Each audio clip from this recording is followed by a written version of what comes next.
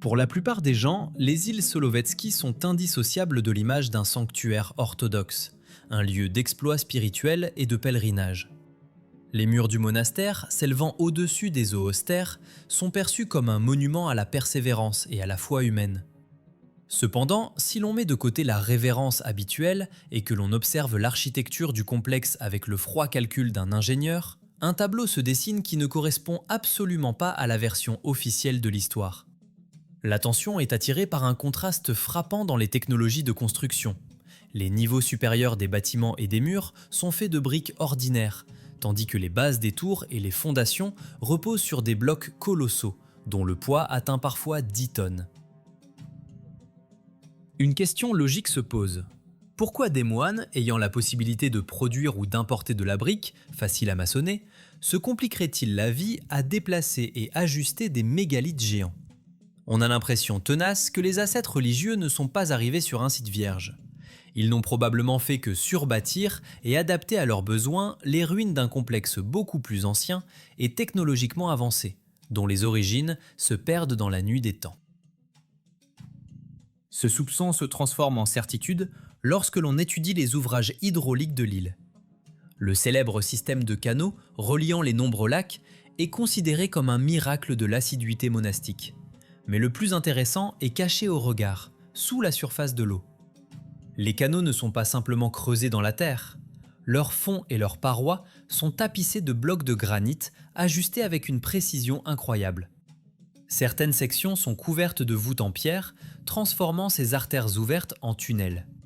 Et là encore, une dissonance technologique saute aux yeux.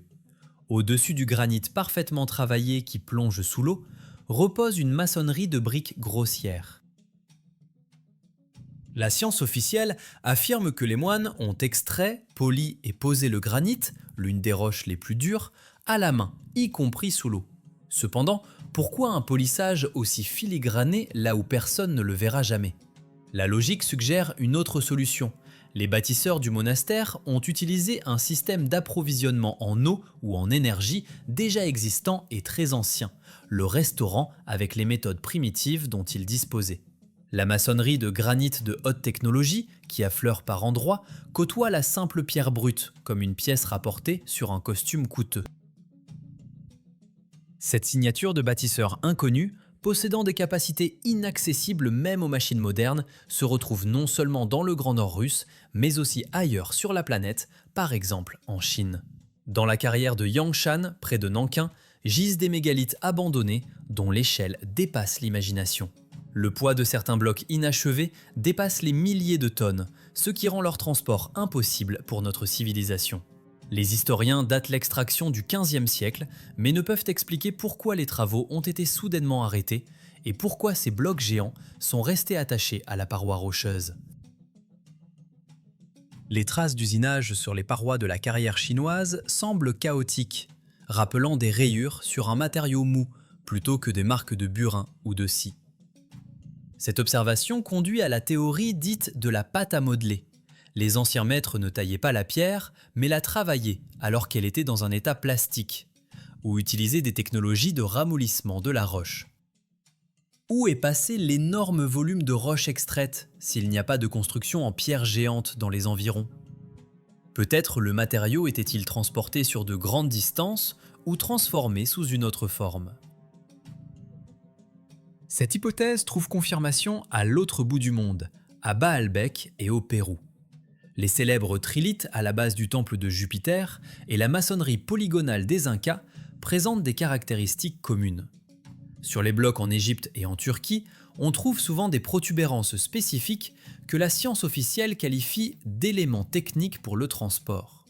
Cependant, elles ressemblent davantage à des traces de coulées ou à des endroits où un outil, peut-être vibrant, a été appliqué sur la masse plastique pour compacter le matériau. La technologie du béton géopolymère ou du ramollissement de la roche explique l'absence de joints et l'ajustement parfait de blocs de plusieurs tonnes, impossible à obtenir par simple taille. Une tradition de construction unifiée, qui englobait autrefois le monde entier, a été interrompue par un cataclysme global. L'île de Pâques, ou Rapa Nui, en est un témoignage frappant.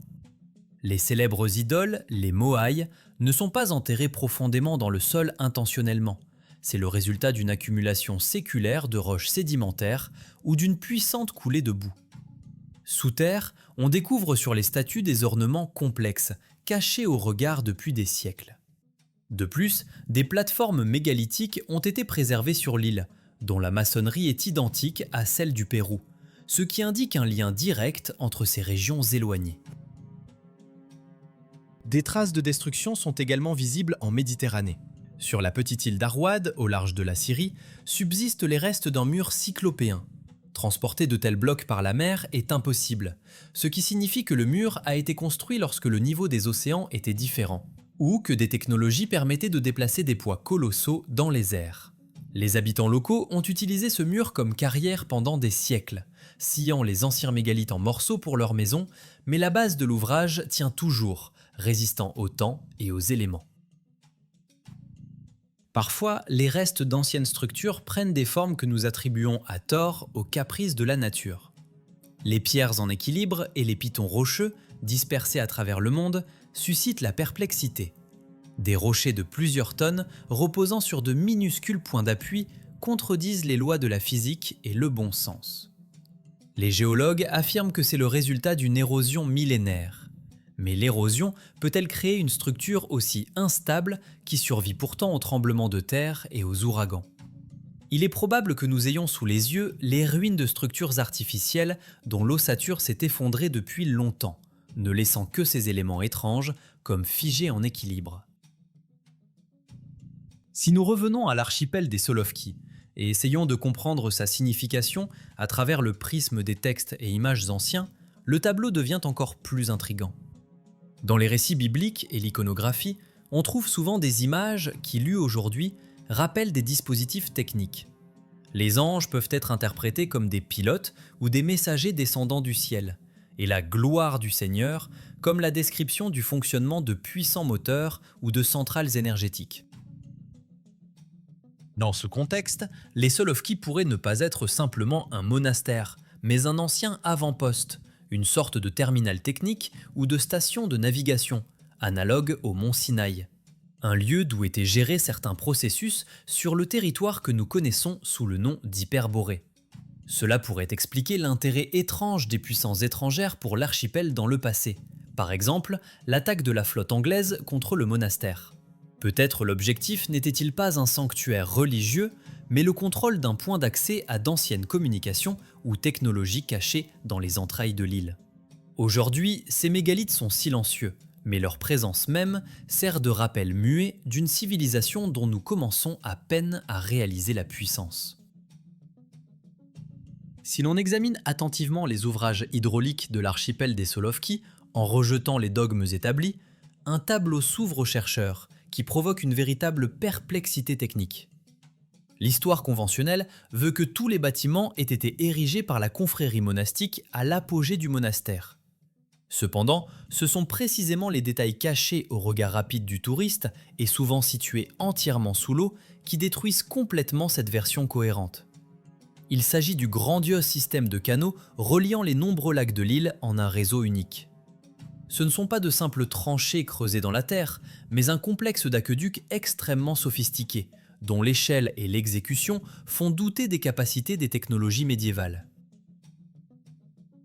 Il existe environ 90 canaux qui prélèvent l'eau du lac Saint et la distribuent dans tout le système monastique. La largeur de ces artères artificielles varie de 2 à 15 mètres. Mais le plus étonnant se révèle lorsque le niveau de l'eau baisse ou lorsqu'on parvient à regarder en profondeur. Les parois et le fond de nombreux canaux sont tapissés de blocs de granit massifs. Et c'est ici que surgit la question principale qui laisse perplexe toute personne familière avec le travail de la pierre. Pourquoi rechercher une géométrie parfaite et un polissage de surface pour des objets qui, par définition, doivent se trouver sous l'eau, dans la vase et l'obscurité? L'archéologie officielle nous propose de croire que les moines, armés seulement de burins et de prières, extrayaient le granit, l'une des roches les plus dures, puis le traitaient jusqu'à obtenir des blocs rectangulaires lisses, polissaient les arêtes et posaient ces constructions de plusieurs tonnes au fond de l'eau. Du point de vue de la rationalité et de l'effort de travail, cette action semble absolument insensée. Pourquoi passer des années au traitement esthétique de fondations que personne ne verra jamais? Dans la construction, surtout dans les conditions difficiles du Nord, le principe de l'opportunité règne toujours en maître. Des arêtes parfaitement lisses sont nécessaires pour un ajustement serré sans mortier, ce qui est caractéristique de la maçonnerie polygonale de haute technologie, mais certainement pas pour le simple revêtement de fossés de drainage. La situation devient encore plus mystérieuse lorsque l'on considère la combinaison des matériaux. Dès que le regard s'élève au-dessus du niveau de l'eau, nous voyons un changement radical de paradigme de construction. Sur les blocs de granit parfaitement ajustés qui plongent dans les profondeurs, repose une maçonnerie de briques. La brique au Solovki est un matériau importé, car il n'y a pas de gisement d'argile approprié sur les îles pour sa production de masse. Cela crée un décalage temporel et technologique évident. On a l'impression que les murs de briques sont une superstructure beaucoup plus tardive, une sorte de réparation effectuée par les nouveaux maîtres de l'île sur les ruines d'une ancienne civilisation. La logique suggère que si les bâtisseurs étaient les mêmes, ils auraient soit tout fait en briques, puisqu'ils commençaient à en importer, soit continué à travailler la pierre s'ils en maîtrisaient l'extraction. Mais nous voyons une frontière nette. En bas, des technologies inaccessibles au travail manuel, granit de plusieurs tonnes. En haut, une maçonnerie primitive mais compréhensible faite de petits matériaux, briques. L'explication la plus plausible est que les moines s'occupaient de la restauration et de l'adaptation d'un système déjà existant mais abandonné. Il est probable qu'à l'origine, il s'agissait de canaux de granit ouverts ou d'une partie d'un complexe technologique géant, détruit à une époque immémoriale. Les nouveaux colons, découvrant ces communications prêtes à l'emploi, ont décidé de les utiliser pour leurs besoins, approvisionnement en eau et transport. Pour que les canaux ne gèlent pas pendant les hivers rigoureux et que l'eau arrive au monastère toute l'année, ils les ont couverts de voûtes en moellon et surmontés de briques. Cela explique le voisinage étrange de mégalithes de granit impossibles et de solutions de construction simples. Les moines n'étaient pas des bâtisseurs de mégalithes, mais des restaurateurs talentueux qui ont su insuffler une seconde vie à un héritage dont la véritable destination leur était peut-être incompréhensible. De plus, une telle maçonnerie de haute technologie se rencontre sur l'île non seulement dans les canaux. Il y a des endroits où des blocs de granit de qualité affleurent à la surface, voisinant avec de la pierre brute grossière. Cela ressemble à une pièce sur un vaisseau spatial, faite avec les moyens du bord. Il convient également de mentionner la cale sèche, dans la construction de laquelle les mêmes blocs massifs et parfaitement travaillés ont été utilisés. D'où ont-ils été apportés, s'il n'y a pas de traces de carrière à grande échelle sur l'île, capable de fournir un tel volume d'extraction de roches? Et surtout, comment les déplaçait-on? Tout cela amène à penser que l'archipel des Solovki, dans l'Antiquité, n'était pas un lieu de retraite pour ermites, mais un nœud important d'une infrastructure mondiale. Le monastère n'a pas été placé ici par hasard, et c'est peut-être précisément la présence de fondations et de communications prêtes à l'emploi qui a été le facteur décisif dans le choix du lieu. Mais si nous admettons qu'il existe dans le nord russe des traces de travail mécanique de la pierre et de déplacement de charges super lourdes, alors ce phénomène ne peut être local. Une civilisation unifiée, possédant de telles capacités, a dû laisser ses empreintes partout dans le monde. Et en effet, de telles anomalies, où l'histoire officielle craque sous le poids des faits, sont dispersées sur toute la planète. Pour s'en convaincre et voir des preuves encore plus massives d'un travail de la pierre qui contredit nos idées sur le passé, nous devrons nous transporter à des milliers de kilomètres à l'est, en Chine, où des énigmes figées dans la pierre frappent l'imagination par leur gigantisme. Si nous admettons l'idée qu'il existe dans le nord de la Russie des traces de technologie qui ne cadrent pas avec l'image habituelle du monde, il est logique de supposer qu'une telle culture de construction a dû laisser ses empreintes dans d'autres coins de la planète. Après tout, une civilisation capable de manipuler avec aisance des blocs de granit sous l'eau ne se limiterait probablement pas à un seul archipel. Pour trouver confirmation de cette échelle globale, nous devons nous transporter à des milliers de kilomètres à l'est, en Chine, où se trouve un objet capable d'éclipser par son gigantisme même les pyramides égyptiennes. Il s'agit de l'ancienne carrière de Yangshan, située près de la ville de Nankin. Ce lieu est peu connu du grand public, mais c'est ici que reposent sans doute les plus grandes pierres travaillées du monde. Les dimensions de ces monolithes sont si colossales que l'esprit humain refuse de les percevoir comme des objets manufacturés. La science historique officielle date les dernières extractions en cette carrière du XVe siècle, à l'époque de la dynastie Ming, affirmant que les empereurs voulaient créer la plus grande stèle jamais vue. Cependant, cette version tombe en poussière dès la première analyse technique. Dans la carrière se trouvent 3 ébauches géantes: la base, le corps et le chapiteau de la stèle supposée. La masse de chacun de ces objets se compte en milliers de tonnes. À titre de comparaison, la célèbre pierre du Sud à Baalbek, qui a longtemps été considérée comme la limite de poids déplaçable par les anciens bâtisseurs, pèse environ 1000 tonnes. Les mégalithes chinois la dépassent de plusieurs fois. Le plus grand bloc de Yangshan pèse, selon diverses estimations, entre 16 et 30 000 tonnes. Imaginez des rouleaux de bois, des cordes et des foules d'ouvriers capables de déplacer une telle montagne ne serait-ce que d'1 centimètre est physiquement impossible. Même les équipements de levage modernes, les plus puissants de la planète, ne sont pas capables de manipuler de telles masses d'un seul tenant.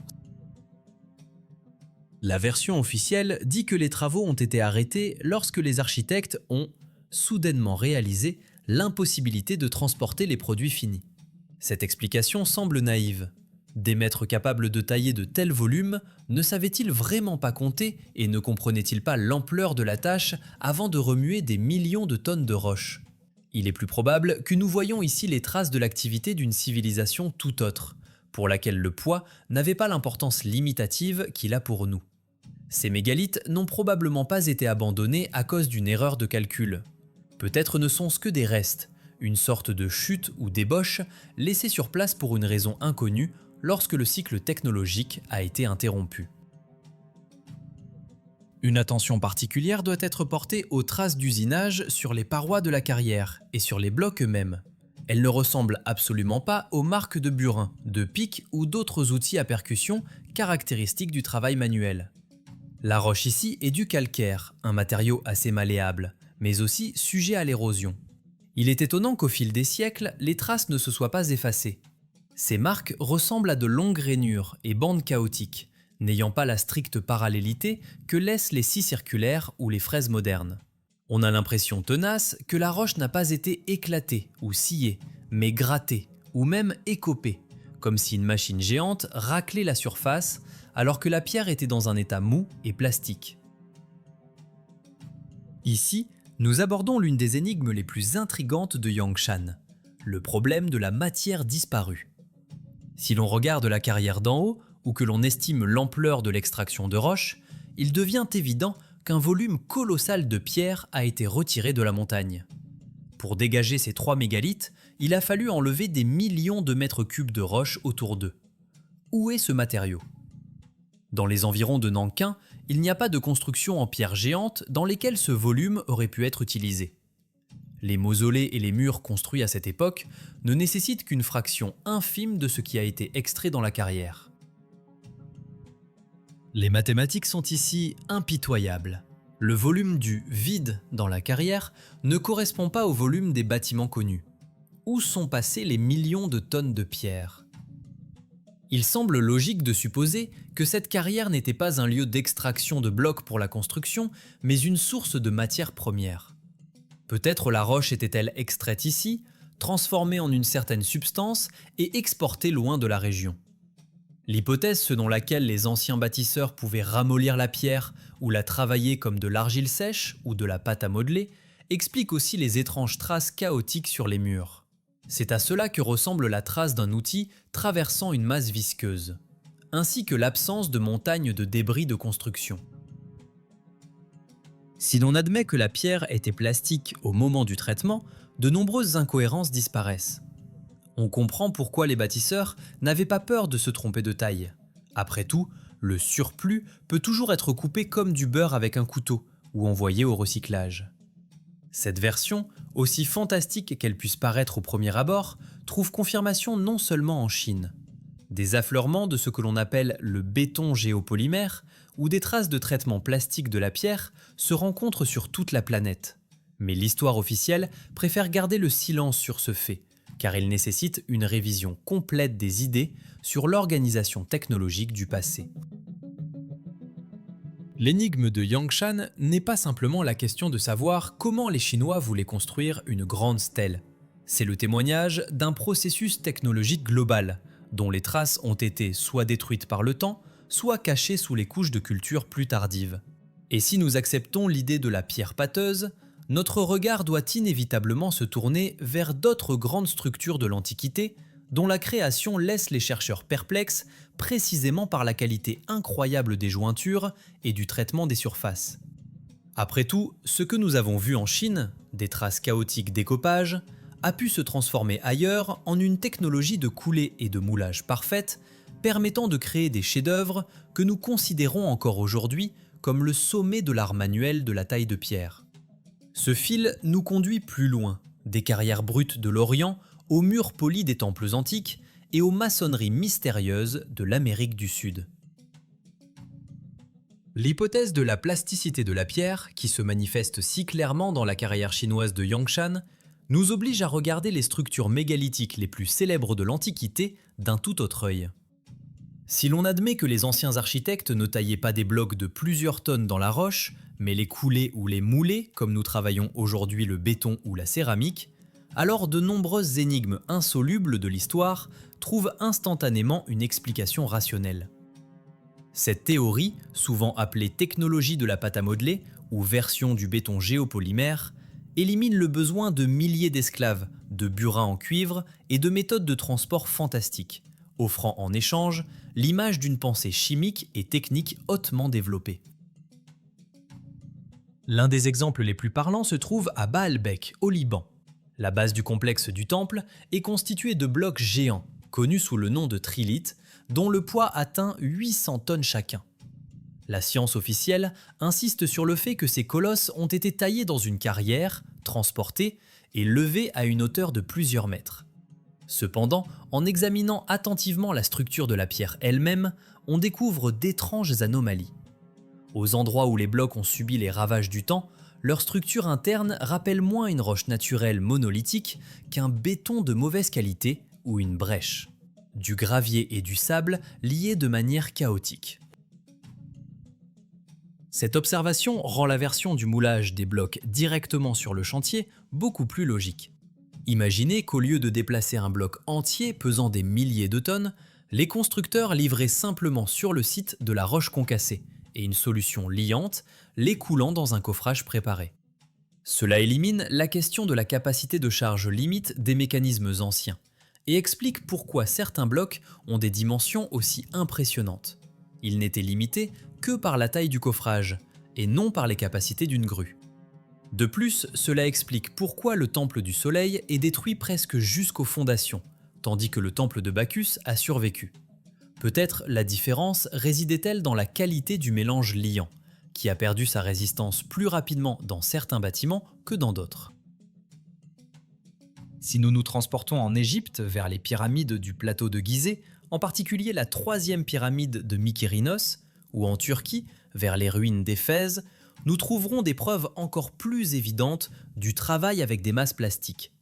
Sur de nombreux blocs de granit et de marbre, on voit nettement des renflements spécifiques, des bourrelets et des affaissements situés généralement dans la partie inférieure de la pierre ou sur son périmètre. Les archéologues les appellent des bossages et pensent que ces saillies ont été laissées spécialement pour faciliter le transport, pour avoir une prise pour les cordes et qu'on a ensuite simplement oublié de les tailler. Mais la forme de ces saillies est souvent non fonctionnelle pour l'accrochage. Aux yeux d'un ingénieur bétonneur, ces traces se lisent tout autrement. Elles ressemblent étonnamment au résultat de l'extrusion d'une masse plastique sous le poids du bloc supérieur ou sous l'effet de vibration.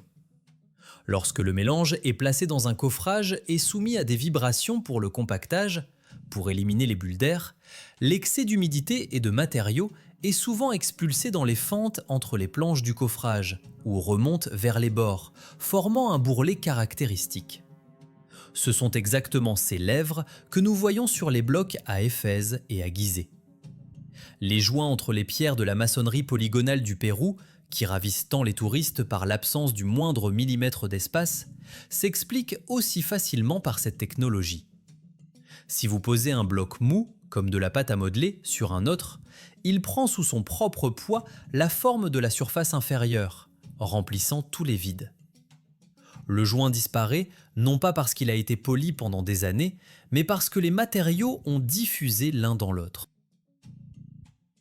Une telle approche nécessite des connaissances approfondies en géochimie.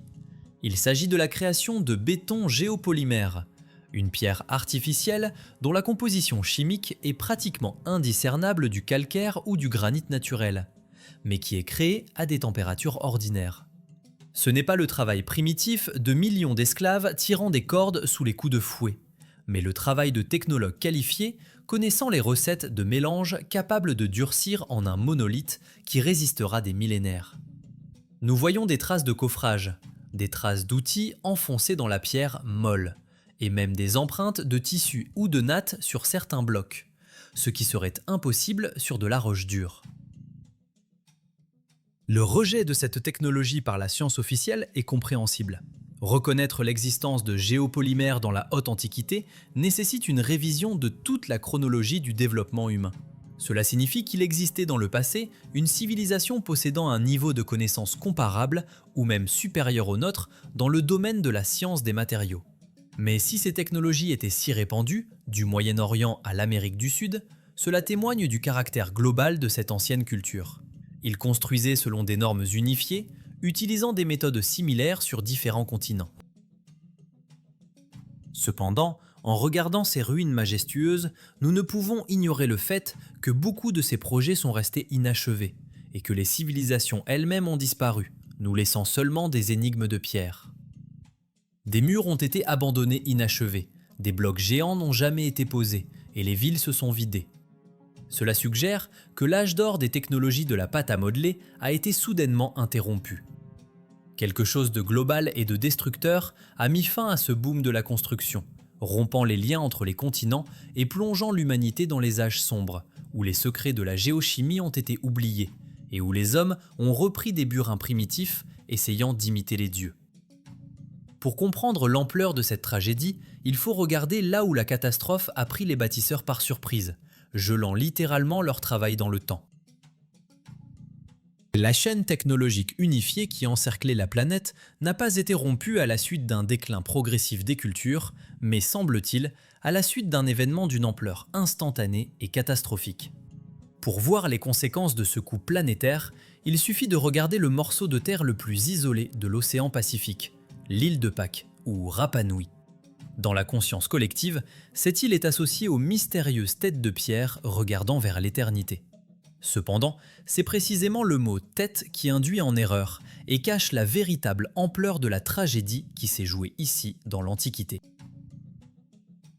Les fouilles archéologiques ont montré que les célèbres idoles, les moaïs, ne sont pas du tout des bustes, mais des statues grandeur nature avec des corps s'enfonçant profondément sous terre. Et c'est là que réside le paradoxe principal. Pourquoi d'anciens sculpteurs tailleraient-ils des ornements complexes, des nœuds et des symboles sur les corps des statues, pour ensuite enterrer intentionnellement leur travail dans le sol sur plusieurs mètres? La réponse, qui saute aux yeux mais est souvent ignorée, est que personne ne les a enterrés. La couche de terre de plusieurs mètres qui a caché les moaïs jusqu'aux épaules est constituée de dépôts alluvionnaires.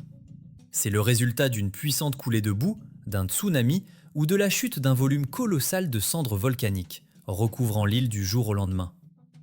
Les statues n'ont pas été installées dans des fosses, elles ont été ensevelies par une catastrophe qui a littéralement conservé la civilisation au sommet de son activité. Le lien de Rapa Nui avec une culture mégalithique mondiale est confirmé non seulement par les idoles, mais aussi par l'architecture, qui n'a rien à voir avec les capacités des tribus polynésiennes. Dans la zone de Vinapu, des restes d'anciennes plateformes ont été préservés, dont la maçonnerie provoque chez les chercheurs un sentiment de déjà-vu. C'est la même technologie polygonale qu'à Cusco au Pérou ou au Machu Picchu. Des blocs massifs sont ajustés les uns aux autres avec une précision d'orfèvre, sans utilisation de mortier. De plus, les bâtisseurs ont utilisé une technique d'ingénierie spécifique, l'insertion d'une petite pierre clé, ou clavette, dans les coins de jonction des grandes dalles pour conférer à la structure une résistance sismique.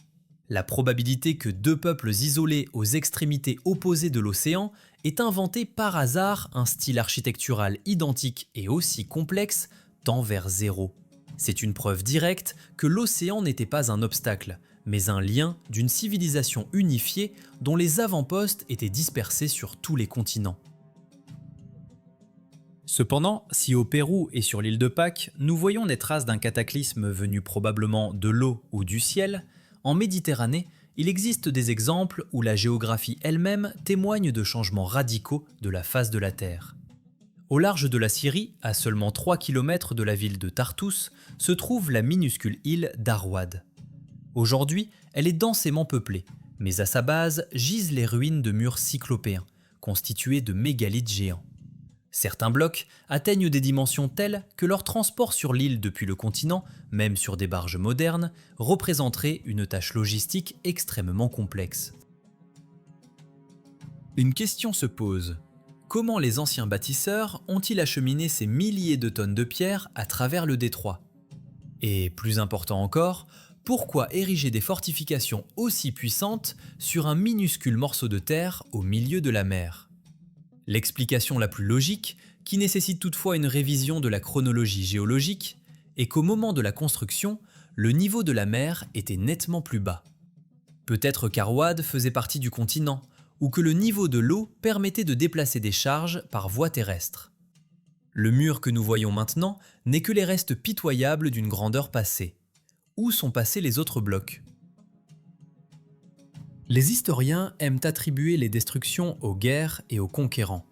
Mais il est difficile d'imaginer une armée qui, au lieu de piller, passerait des mois à ébranler et à jeter à la mer des blocs de plusieurs tonnes n'ayant aucune valeur matérielle. Des destructions d'une telle ampleur sont caractéristiques de forces naturelles d'une puissance incroyable, des tremblements de terre accompagnés de vagues géantes. Un tsunami est capable d'éparpiller des mégalithes comme des cubes d'enfants, balayant des villes entières.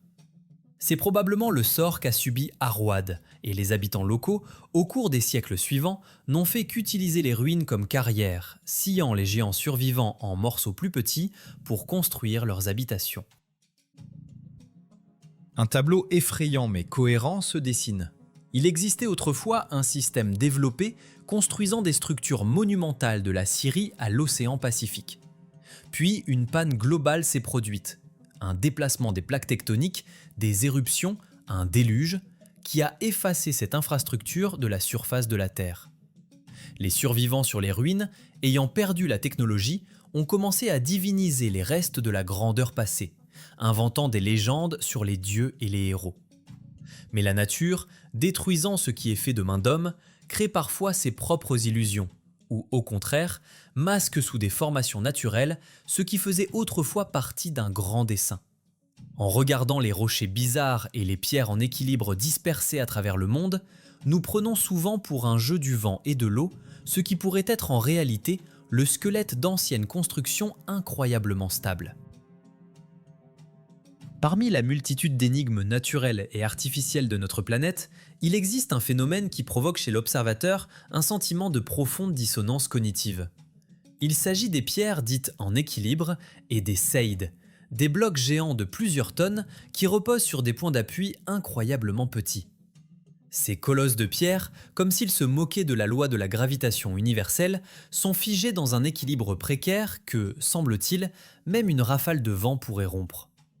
En regardant une pierre de la taille d'une maison qui touche une base pas plus grande qu'une pomme humaine, il est difficile de se défaire de l'idée que nous avons devant nous non pas simplement un hasard géologique, mais le résultat d'une activité consciente ou d'un jeu.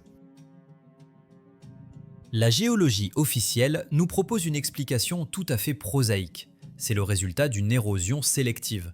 Selon cette version, le vent, l'eau et les changements de température ont érodé les couches de roches plus tendres pendant des millions d'années, ne laissant que le noyau dur.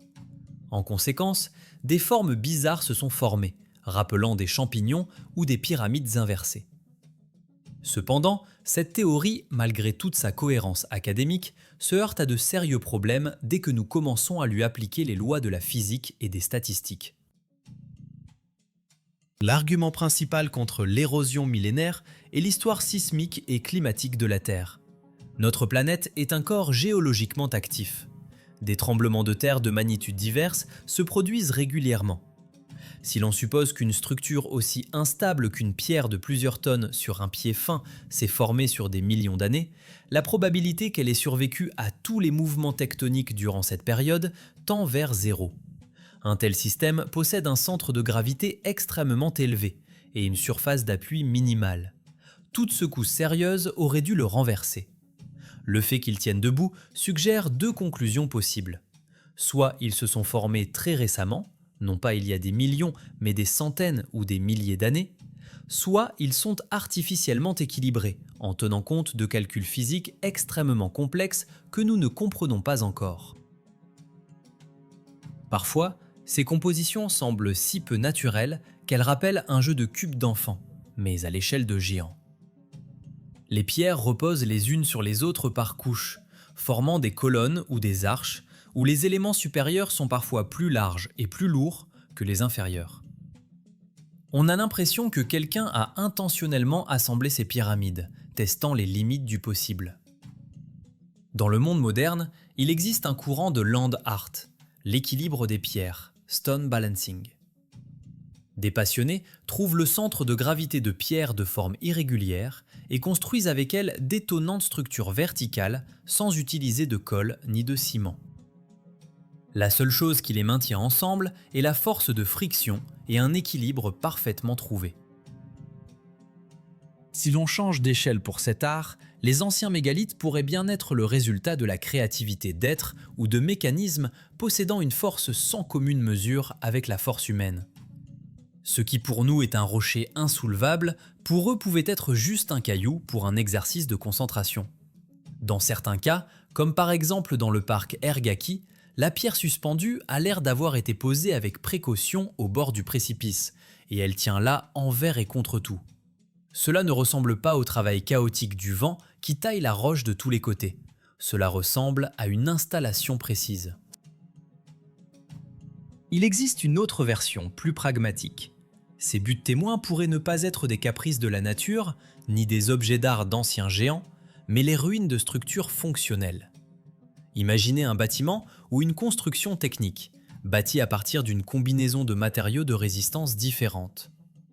Au fil des millénaires, le mortier, le métal ou la pierre plus tendre se sont désagrégés et érodés, tandis que les éléments ultra résistants de la charpente sont restés debout. Ce que nous voyons aujourd'hui comme un champignon sur un pied fin pourrait avoir été une partie d'une colonne ou d'un support, où l'érosion a mangé le revêtement mais n'a pas touché le cœur. Cela explique leur étrange stabilité.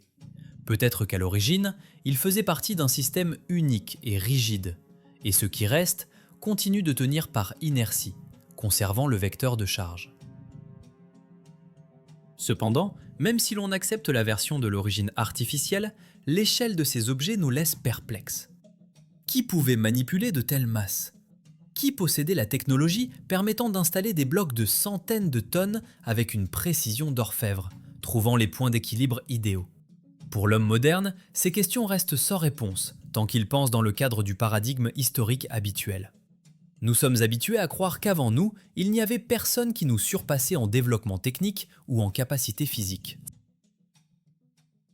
Mais peut-être que les réponses ne se trouvent pas dans les coupes géologiques, mais dans ces sources que nous avons l'habitude de considérer comme de la mythologie. Les textes anciens, les légendes et les écritures sacrées regorgent de mentions d'êtres d'une taille gigantesque, de fils de Dieu et de géants ayant vécu sur Terre à des époques immémoriales. Nous mettons souvent ces descriptions sur le compte d'allégories ou de la fantaisie des auteurs anciens. Mais et si nous avions simplement désappris à lire ces textes littéralement ? Et si, derrière les métaphores religieuses, se cachait la chronique sèche d'événements réels et la description d'êtres pour qui construire avec des mégalithes était une routine aussi banale que pour nous l'assemblage d'une maison en préfabriqué.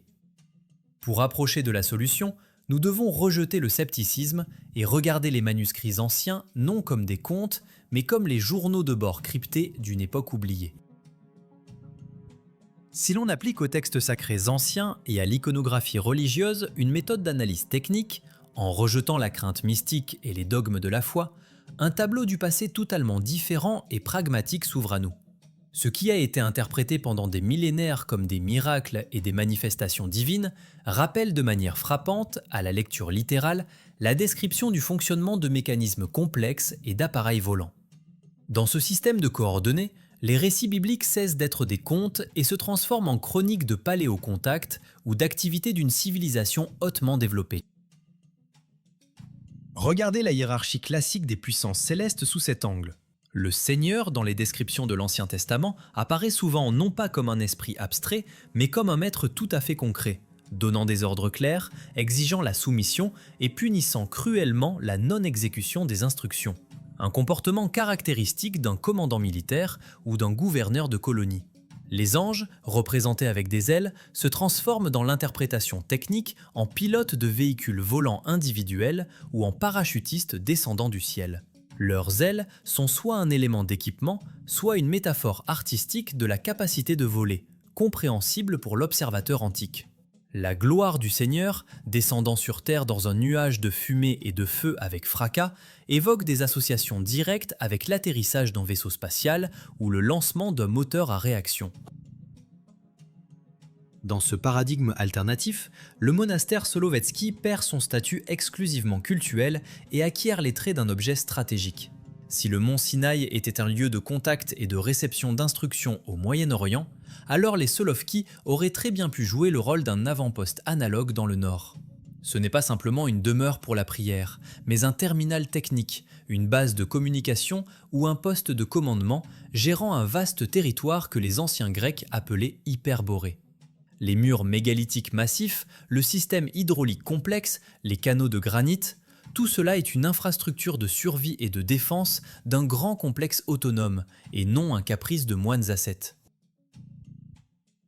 Cette hypothèse jette la lumière sur certains événements historiques étranges, qui semblent illogiques dans le cadre des versions officielles. Rappelons-nous par exemple l'attaque de l'escadre anglaise contre le monastère Solovetsky pendant la guerre de Crimée. Pourquoi la flotte la plus puissante de l'Empire britannique gaspillerait-elle des munitions et du temps à bombarder un monastère éloigné sans importance militaire au bout du monde? Officiellement, c'était un blocus et la destruction des ressources de l'ennemi. Mais si l'on considère les Solovki comme un ancien poste de contrôle ou un dépôt de technologie des maîtres de la Terre, alors les actions des Anglais prennent un sens sinistre. C'était une tentative de prise de contrôle. Le monde anglo-saxon, qui est devenu par la suite le principal bénéficiaire et gardien de ce qu'on appelle l'ordre mondial biblique, cherchait probablement à s'emparer des nœuds clés de l'ancien réseau. S'emparer d'un point d'interaction avec les structures qui gouvernaient autrefois la planète signifierait obtenir une légitimité et peut-être l'accès à des connaissances oubliées. L'histoire montre que l'esprit de compétition a toujours été encouragé par les maîtres.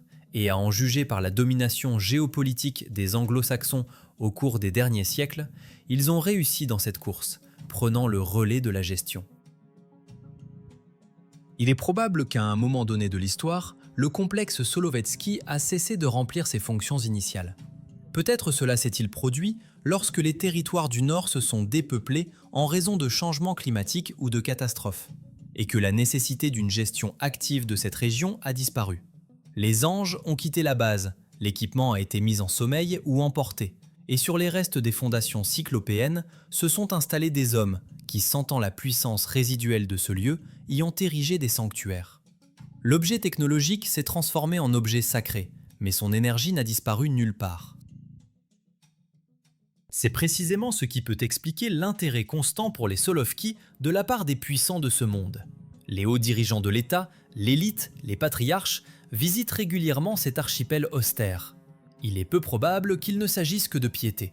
Au niveau subconscient, ou peut-être en possession d'informations secrètes, ils perçoivent les Solovki comme un lieu de pouvoir où sommeille encore un potentiel ancien. C'est un pèlerinage vers un géant endormi, dans l'espoir qu'un jour, le terminal fonctionnera à nouveau, et que la connexion avec la chancellerie céleste sera rétablie. Ainsi, les îles Solovetsky apparaissent devant nous comme un monument grandiose d'une époque oubliée, où les dieux marchaient sur terre et où la pierre était malléable comme de l'argile.